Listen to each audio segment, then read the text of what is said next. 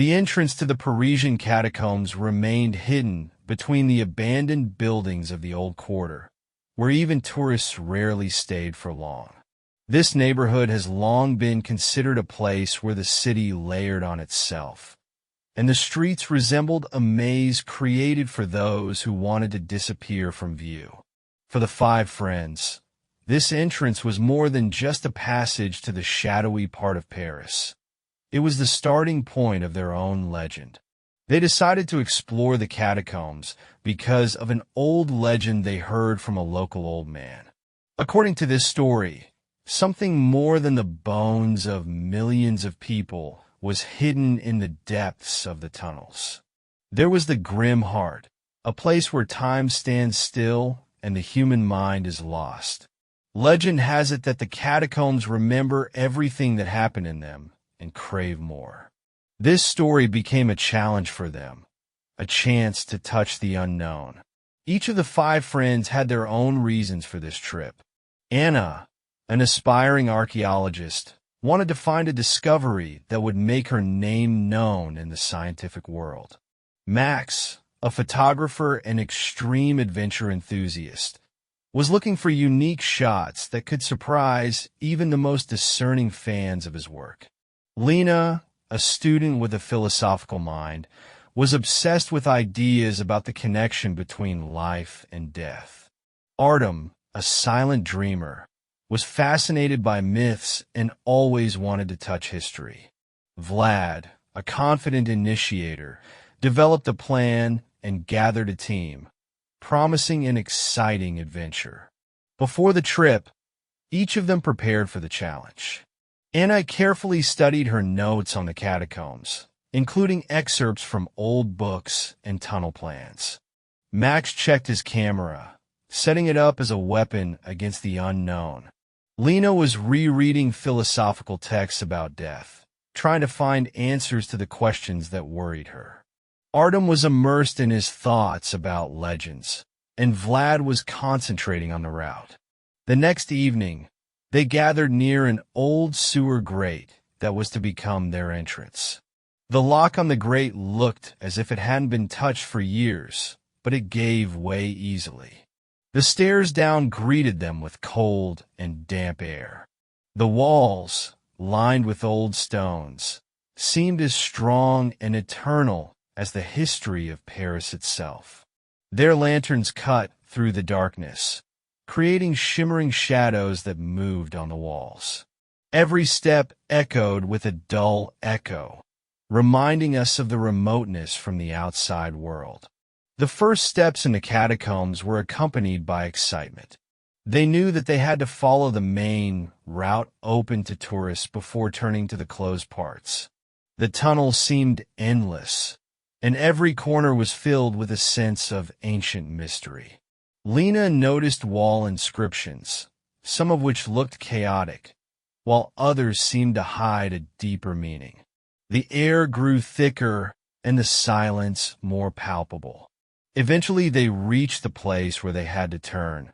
The entrance to the forbidden part of the tunnels was marked by an old sign with an inscription that warned of danger. The inscription was partially erased, making it look even more eerie. The narrow passage seemed almost invisible, but the friends knew it was their way. The tunnels grew narrower, the air thicker, and the sense of reality began to blur. At a narrow passage, Anna noticed a hand-carved inscription that urged them to go deeper. The symbols they encountered further on were old and incomprehensible. They radiated a strange warmth that made its way under the skin. Max took photos, feeling that the camera was capturing more than their eyes could see. The light of the lanterns was weakening, as if something was absorbing it. Deeper into the tunnels, the silence became almost absolute, broken only by the sounds of their own footsteps. The walls seemed to be approaching, compressing the space around them.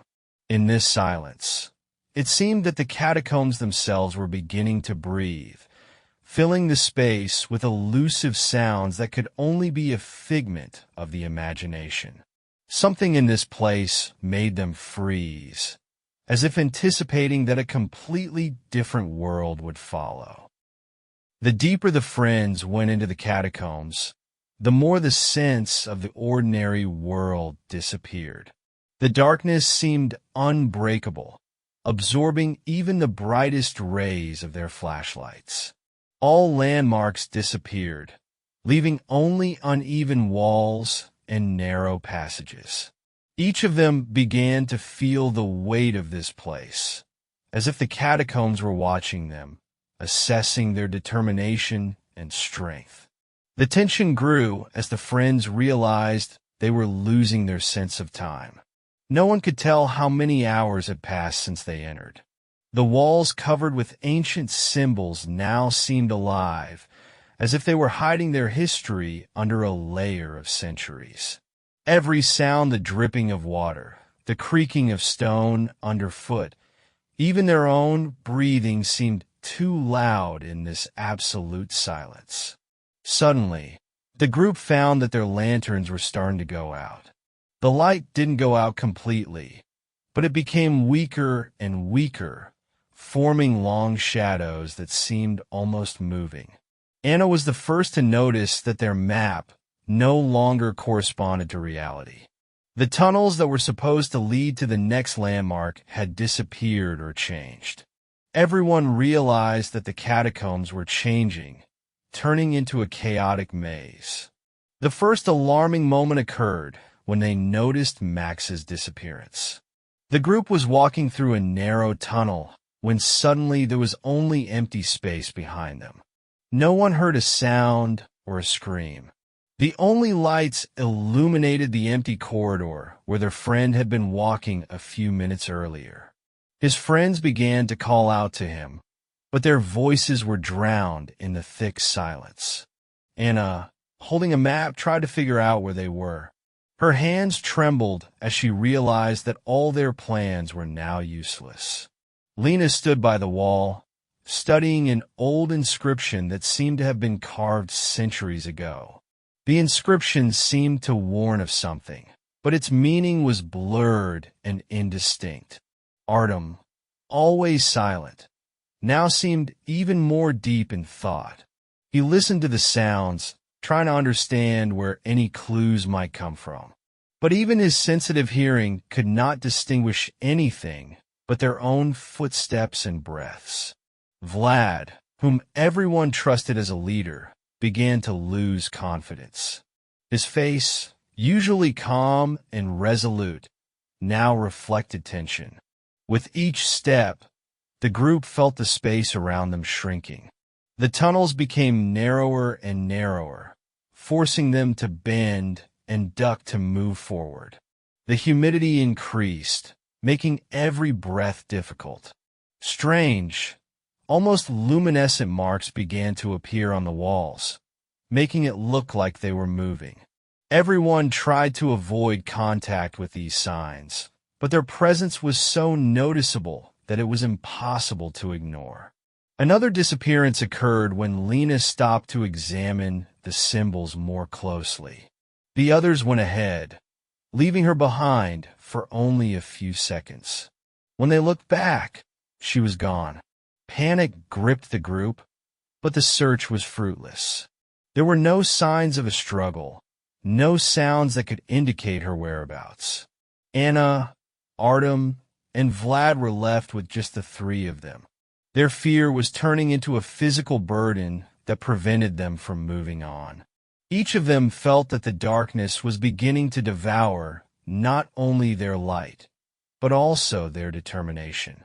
They tried to stay together, but with every step they took, the feeling that they were not alone grew stronger.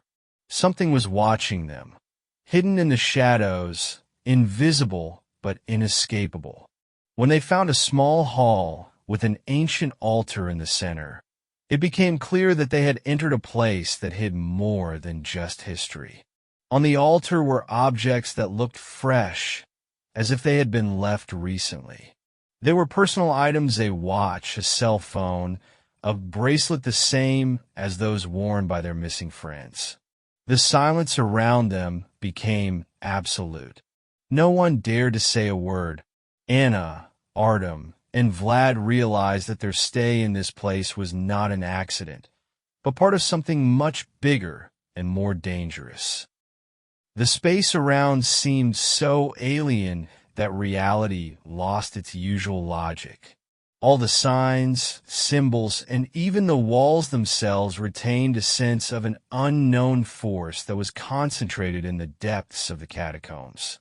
Anna, Artem, and Vlad tried to gather their thoughts to figure out how to get back, but every tunnel looked the same, and the map was useless.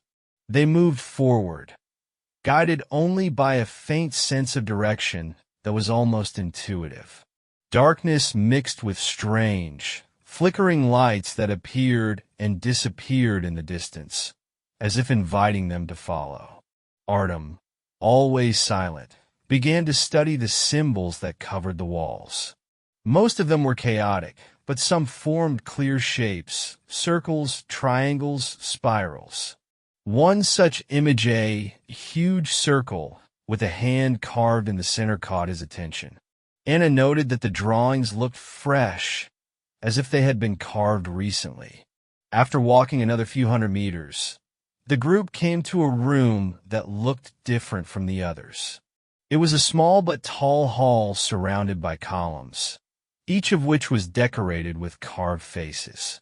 The expressions ranged from calm to contorted in anguish, and it gave the impression that someone invisible was watching them. In the center of the room was a stone pedestal on which lay a black object that looked like a book. Anna came closer to examine the book. It was heavy, with a cover covered with something that looked like hardened resin. There was no writing on it, only symbols similar to those they had seen on the walls. A subtle warmth emanated from the object, and it seemed to emit a faint glow that varied depending on the angle of view. When she reached out, she felt as if something cold and invisible was trying to push her away. Vlad carefully took the book. As soon as his fingers touched the cover, the space around him began to change. The walls seemed to tremble, and the air was filled with whispers that could not be ignored. The whispers seemed incomprehensible, but each of them felt that they were addressed directly to them. Anna tried to tear her eyes away from the book, but she couldn't, as if she were being pulled in by some invisible force. Artem, exploring the columns, found a carving depicting a figure with disproportionately long arms. The look of this figure caused him anxiety. He felt as if he knew the figure, but he could not remember where. Anna tried to make out the symbols on the book's cover, but they changed as if they were alive, and each new look produced a different result. She began to suspect that the book might be the key to the exit, but the price for using it might be too high. Suddenly, the space around her changed again. The tunnel seemed to shrink, and the darkness became thicker, almost tangible. The feeling of an invisible presence became so strong that there was a strange smell in the air, a mixture of burning and something sweet but spoiled. Holding the book, Vlad felt it grow warmer, as if it were coming to life in his hands. Artem heard the whispers turn into muffled voices that demanded that he come closer to one of the walls. The group realized that they were trapped in the catacombs themselves. Their footsteps began to sound strangely deafening, as if there were nothing underfoot. Artem noticed that the air had become heavy, as if it were saturated with invisible particles that penetrated his lungs. He felt a slight tingling sensation on his skin, as if from an electric shock. Anna could feel the whispers getting louder, turning into words she could almost understand. One of them was repeated more often than the others: sacrifice. At one point, Artem stopped near one of the columns with another symbol carved on it. He instinctively touched it, and the symbol shone, emitting a strange, almost unnatural light. At the same moment, the light from the lanterns went out completely, leaving them in total darkness. The whispers became screams, and it seemed that something large was approaching them.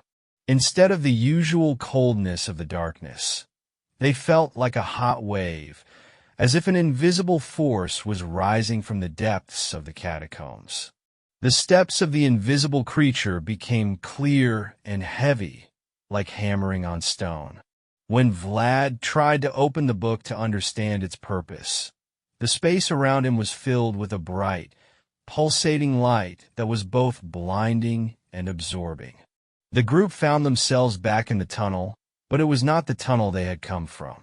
Everything around them looked familiar and at the same time completely different, as if they had crossed the line between reality and another dimension. Now they felt that the catacombs were watching them not just as guests, but as part of a terrible game where every step could be their last. The tunnel they found themselves in seemed endless. The walls, covered with wet growths and incomprehensible symbols, seemed to be narrowing, pressing on the mind. The darkness was so thick that even the lanterns could barely cut through it, creating bizarre shadows that resembled living creatures. Everything around breathed with an invisible but tangible presence. The catacombs seemed alive, their walls seemed to listen to every movement, every sound. Anna tried to control herself, but her hands were shaking. The map she had held earlier was now useless, gone somewhere in the chaos of the previous events. Vlad clutched the book as if it were the only key to their salvation, but he could feel the heat coming from it, burning his skin.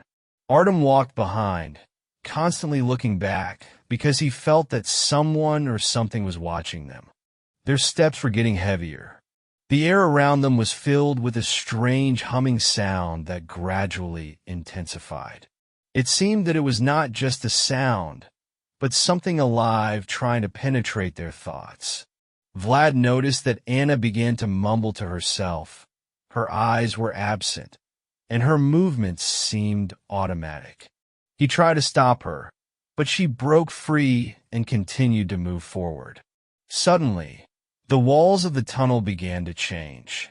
They bent, covered with new inscriptions and symbols that glowed with a faint but eerie light.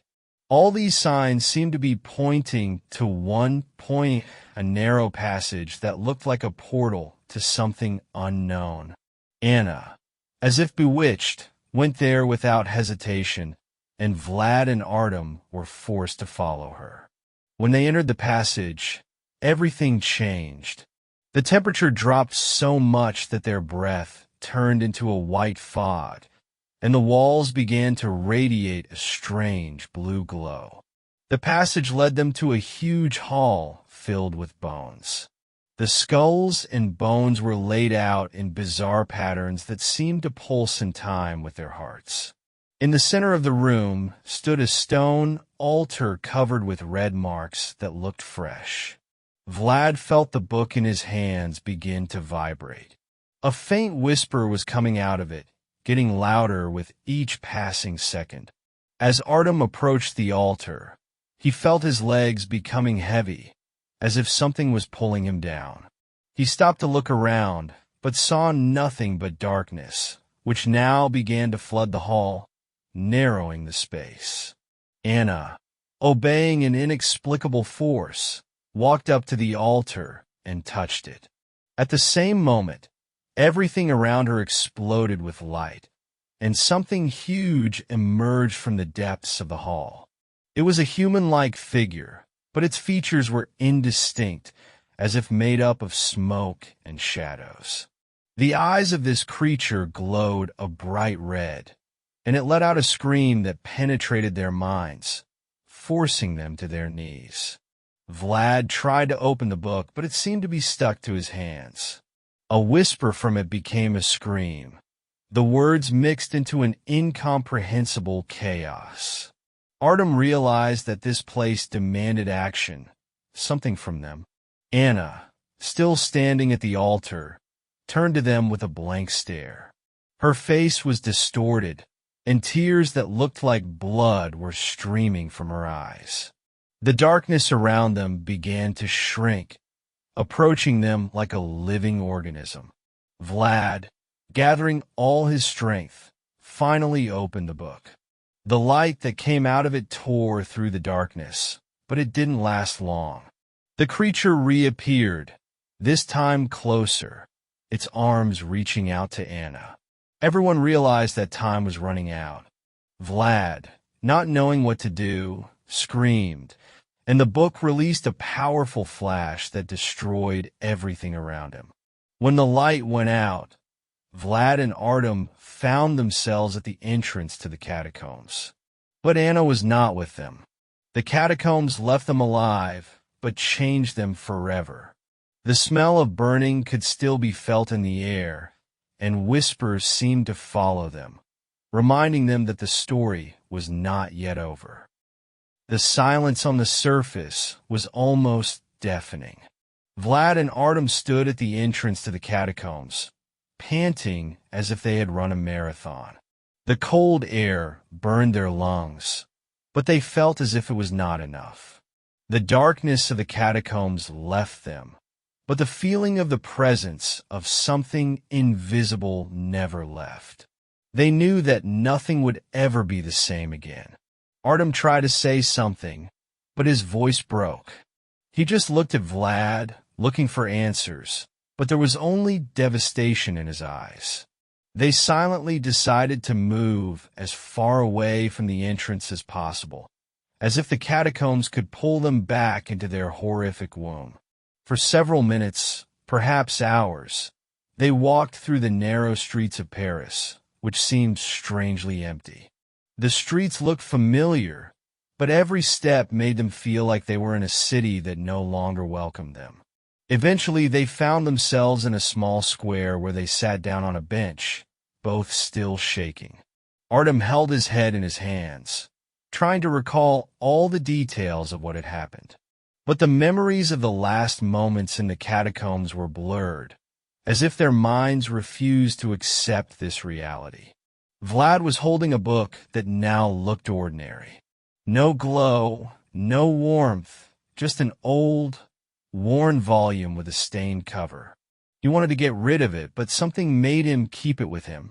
They realized that Anna was not coming back. Vlad clutched the book, trying to find an answer in it, but the pages were now empty. Not a single symbol, not a single hint of what she could have done to come back. This silence of the book seemed worse than any scream. Time passed, but their sense of reality remained distorted. Artem began to notice shadows moving outside his field of vision. They seemed to follow him, sliding along the walls and disappearing when he turned around.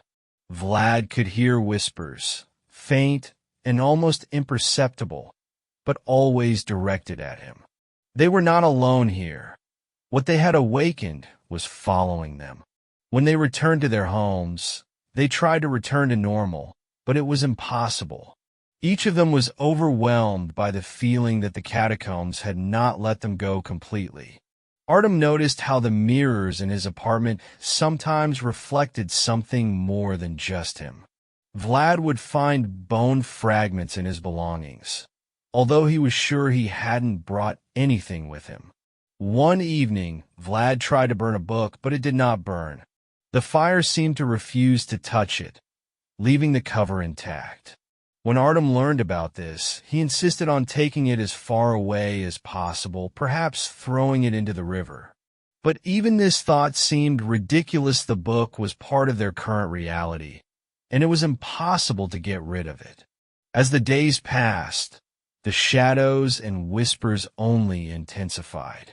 One day, in the middle of the night, Artem woke up to a strange sound. It was scratching, as if something was trying to get inside. He went to the door, but when he opened it, he saw no one. However, there were marks on the floor, long scratches that led from the door to his bed. Meanwhile, Vlad realized that the book had begun to change. The pages that had been blank before were now gradually filling up with text. He did not understand the words, but they looked familiar, as if he had seen them in the catacombs before. They were not answers, but more questions that haunted him even in his dreams. Every day, their reality resembled more and more the one they had left behind. The catacombs seemed to have not only swallowed Anna, but had taken root in their lives. The shadows grew clearer, the whispers louder, and Vlad and Artem began to realize that their escape was only an illusion. The catacombs were with them, and now they were part of them,